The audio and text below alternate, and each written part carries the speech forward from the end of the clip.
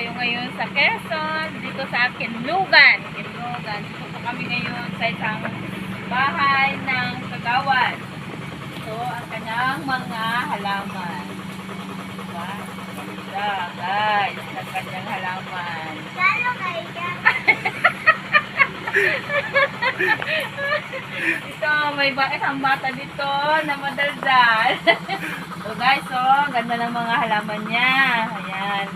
Ito po ay isang kagawad, bahay ng kagawad. Ito ay isang pampaswerteng halaman. Sana magkaroon ako ng ganito.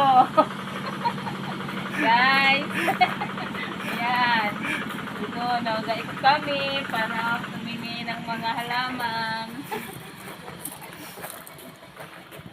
Ayan, uy, kadami sili. Siguro maganda na lang, manguha na lang tayo ng sili. Guys, pengi kaming sili. Kasi ang aming suka, hindi na manghang.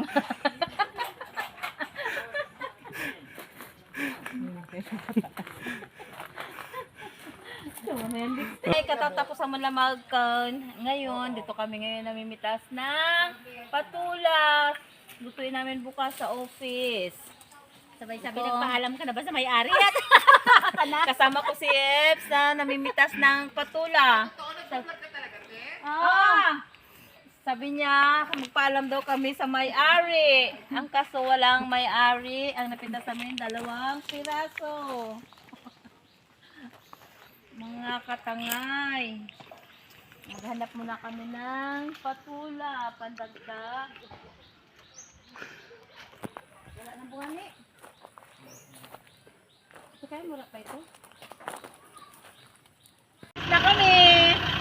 Diwali na kami sa bayan ni Kagawad. Yan ang aming driver na gwapo.